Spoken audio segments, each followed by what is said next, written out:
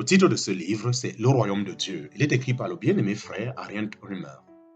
Nous sommes présentement à la 11e partie de ce livre et nous continuons au chapitre 10 de ce livre suite. Satan sera encore une fois délié et égarera toutes les nations. En parenthèse, Apocalypse chapitre 20, versets 7 à 8. Après qu'elles auront subi leur jugement, les cieux seront livrés au feu, puis dissous, et les éléments embrasés se fondront. En parenthèse, 2 Pierre chapitre 3, versets 10 à 12. Christ siégera encore une fois sur le trône de jugement, le grand trône blanc, pour juger les hommes morts dans leurs péchés. En parenthèse, Apocalypse chapitre 20, versets 11 à 15. Ils seront ressuscités, jugés selon leurs œuvres, condamnés et jetés dans les temps de feu pour l'éternité. La mort et le Hadès y trouveront également leur part éternelle. Dieu créera alors un nouveau ciel et une nouvelle terre. En parenthèse, 2 Pierre chapitre 3, verset 13, Apocalypse chapitre 21, verset 1. Toutes choses seront réconciliées avec Dieu et avec tous les rachetés. Elles seront en pleine harmonie avec lui. En parenthèse, Jean chapitre 1, verset 29, Colossiens chapitre 1, verset 20. Rien n'entravera plus sa sainteté et son amour. Cela signifie un bonheur éternel et sans nuage. Le Fils aura remis alors le royaume à Dieu le Père après avoir aboli toute principauté et toute autorité et, en parenthèse, toute puissance. 1 Corinthiens chapitre 15, versets 24 à 28. Dieu sera tout en tous.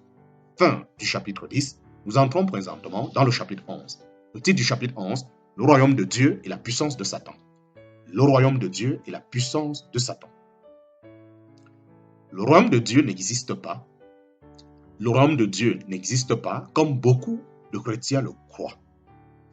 Le royaume de Dieu n'existe pas comme beaucoup de chrétiens le croient depuis le début du monde, ni non plus depuis le début de l'existence d'Israël, le peuple de Dieu terrestre. Le royaume de Dieu est caractérisé par la domination de l'homme Christ Jésus sur le monde.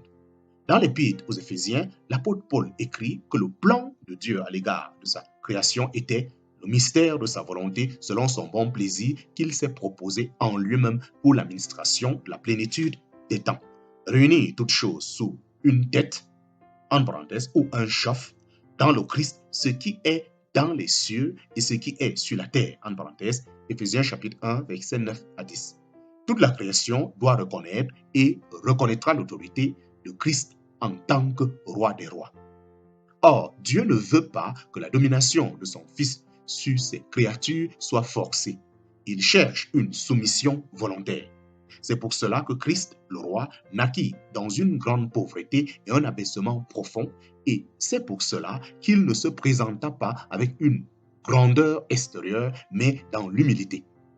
Cela a manifesté ce qui se trouvait réellement dans les cœurs des hommes et en premier lieu des Juifs. Seuls ceux qui étaient convertis par la foi au Dieu d'Israël accueillèrent le Seigneur comme le Messie, tandis que les autres refusèrent le Nazaréen méprisé. C'est pour cela que Jean le Baptiseur d'abord, puis ensuite le Seigneur Jésus, au début de son ministère, prêchait pareillement la repentance avec l'évangile du royaume. À une conversion intérieure et à une reconnaissance de l'autorité du roi se lie nécessairement une reconnaissance de ses droits authentiques et visibles extérieurement. Autrefois, seuls quelques-uns parmi la grande masse du peuple juif ont manifesté cette attitude de foi. Les bergers demeurant au champ, Siméon et Anne dans le temple, Zacharie et Élisabeth, en parenthèse Luc chapitre 1 et 2. Pareillement, le lépreux en Matthieu chapitre 8, verset 2, se prosterna devant Jésus. Les deux aveugles de Matthieu chapitre 9, verset 27, l'appelaient fils de David, et la femme cananéenne s'écria, Seigneur, fils de David, aie pitié de moi. En parenthèse, Matthieu chapitre 15, verset 22. Pour entrer vraiment dans le royaume de Dieu, il ne suffit cependant pas d'une simple soumission extérieure. Le Seigneur lui-même eut l'occasion de le dire. Ce ne sont pas tous ceux qui me disent Seigneur, Seigneur, qui entreront dans le royaume des cieux, mais celui qui fait la volonté de mon Père qui est dans les cieux. En parenthèse, Matthieu chapitre 7, verset 21. Comparé Jean chapitre 3, verset 5. Plusieurs ne le reconnurent comme Seigneur qu'extérieurement en vue de certains avantages. Le traître Judas n'en fallait-il pas partir? Le traître Judas n'en faisait-il pas partir? Ainsi que ceux dont le Seigneur Jésus dit, plusieurs me diront en ce jour-là, Seigneur, Seigneur, n'avons-nous pas prophétisé en ton nom, et n'avons-nous pas chassé des démons en ton nom, et n'avons-nous pas fait beaucoup de miracles en ton nom? Et alors je leur déclarerai, je ne vous ai jamais connu, retirez-vous de moi, vous qui pratiquez l'iniquité. En parenthèse, Matthieu chapitre 7, versets 22 à 23. De telles personnes qui ne l'ont reconnu comme roi et seigneur qu'extérieurement, ou en vue davantage, il y en a eu pendant la vie de Christ sur la terre, il y en a aujourd'hui et il y en aura encore pendant le règne millénaire. Voir Somme chapitre 18, verset 44, Somme 66, verset 3. L'autorité et la puissance de Christ furent cependant reconnues immédiatement et sans condition du côté où on s'y serait le moins attendu, celui du royaume de Satan et de ses vassaux, les mauvais esprits et les démons. Satan, l'adversaire de Dieu, qui se trouve constamment en opposition contre lui, s'est promu comme chef de ce monde. En parenthèse, Jean chapitre 14, verset 30, Jean 16, 11. Lors de la tentation du Seigneur Jésus au désert, il lui a montré en un instant tous les royaumes du monde et a osé lui dire, je te donnerai toute cette autorité et la gloire de ces royaumes, car elle m'a été donnée et je la donne à qui je veux. En parenthèse, Luc chapitre 4, verset 5 à 6. Mais ce droit n'a nullement été donné à Satan. Lors de la tentation du premier couple humain et de la chute qui a suivi, Satan, dans sa ruse, a pris l'ascendant sur eux en les détournant de l'obéissance à Dieu et en les assujettissant à la volonté et par là au péché. C'est ainsi qu'il a dirigé son propre royaume et son propre trône dans ce monde. En parenthèse, voir Apocalypse chapitre 2, verset 13, Apocalypse chapitre 13, verset 2. Et pourtant, Dieu est encore au-dessus. Certes, il laisse faire Satan, mais seulement dans les limites de sa volonté. En parenthèse, Job chapitre 1, verset 6 à 12.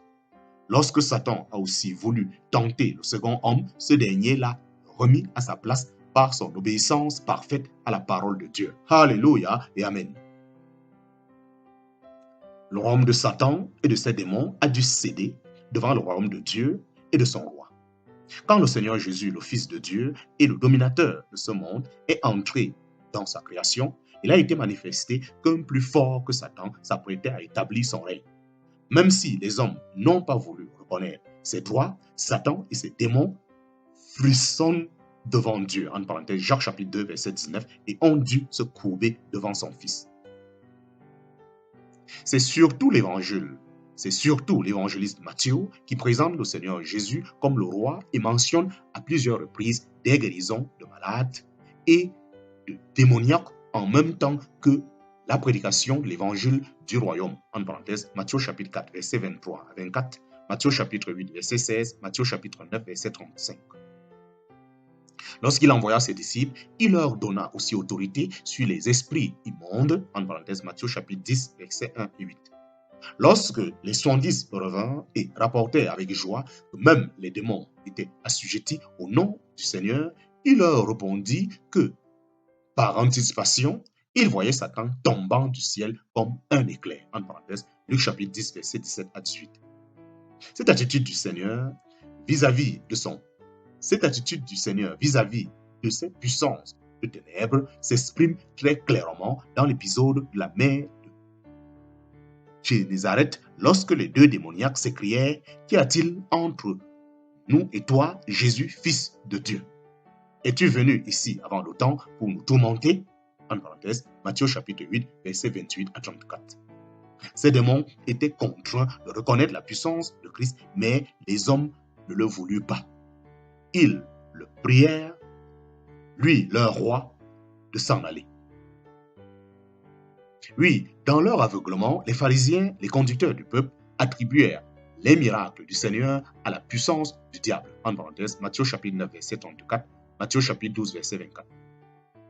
Mais le Seigneur ne pouvait pas laisser sans réponse ce blasphème terrible contre l'Esprit. Les démons le connaissaient, tandis que ces hommes aveugles ne voulaient pas le connaître. Le Seigneur leur explique donc le vrai fond de l'affaire. Tout royaume divisé contre lui-même sera réduit en désert, et toute ville ou maison divisée contre elle-même ne subsistera pas.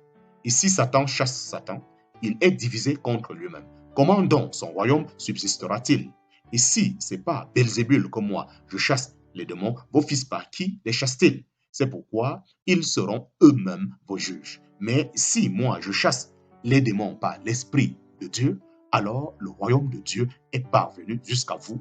Ou comment quelqu'un pourrait-il entrer dans la maison d'un homme fort et piller ses biens si premièrement il n'a lié l'homme fort, et alors il pillera sa maison? En parenthèse, Matthieu chapitre 12, versets 25 à 29, comparaître Marc chapitre 3, versets 22 à 27, Luc chapitre 11, versets 14 à 22. Trois choses sont particulièrement importantes dans l'explication du Seigneur. D'abord, il parle du royaume de Satan dans ce monde. Deuxièmement, si les démons sont chassés par Belzébul, c'est-à-dire par le chef des démons, il y a tout de suite révolution dans le royaume de Satan. Troisièmement, le fait que le Seigneur Jésus a chassé les démons par l'Esprit de Dieu était la preuve que le royaume de Dieu était venu. Le roi manifestait sa puissance sur les puissances spirituelles de méchanceté. Pendant sa vie sur cette terre, il est entré dans la maison de l'homme fort, la sphère du pouvoir de Satan. Il le lia et pilla sa maison en libérant beaucoup de gens de ses chaînes. La victoire sur l'ennemi n'était pourtant pas complète pour autant.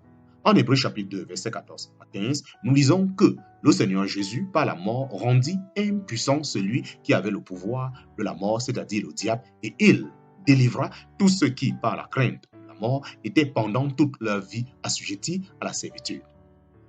La somme dont la puissance de l'ennemi a donc été brisée pour tous les croyants par la mort de notre Sauveur à la croix. Nous sommes donc pour toujours délivrés de ces chaînes. Pourtant, dans le monde qui nous entoure, le diable a toujours une forte emprise. En parenthèse, voir 2 Corinthiens chapitre 4, verset 4. Même vis-à-vis des croyants, il essaye de rôder autour d'eux comme un lion rugissant et à les intimider par la persécution. Mais nous avons affaire à un ennemi vaincu. Si nous lui résistons par la foi, il s'enfuira de nous parce que le Seigneur l'a déjà vaincu. En parenthèse, Jacques chapitre 4, verset 7, 1 Pierre chapitre 5, verset 8 à 9. Et quand Satan essaye de nous ôter la joie de notre salut et de nos bénédictions spirituelles, cela s'appelle le combat contre les puissances spirituelles de méchanceté dans les lieux célestes. En parenthèse, Éphésiens chapitre 6, verset 10 à 17. Avant que le Seigneur commence son règne millénaire, le diable sera jeté dans l'abîme et il sera lié pour 1000 ans. En parenthèse, Apocalypse chapitre 13, chapitre 20, versets 1 à 3. À la fin de ces 1000 ans, le diable sera délié pour un peu de temps, puis jeté dans les temps de feu et de soufre qui est préparé pour lui et ses anges. En parenthèse, Apocalypse chapitre 2, verset 10, Matthieu chapitre 25, verset 41. C'est là aussi que passeront l'éternité tous les hommes qui sont morts dans l'incrédulité et l'intimité contre Dieu. Une fois que le dernier ennemi, la mort, sera ôté, le Seigneur remettra le royaume à Dieu, le Père, afin que Dieu soit tout en tous, en parenthèse, 1 Corinthiens chapitre 15, versets 24 à 28. Fin de ce livre, je répète, fin de ce livre.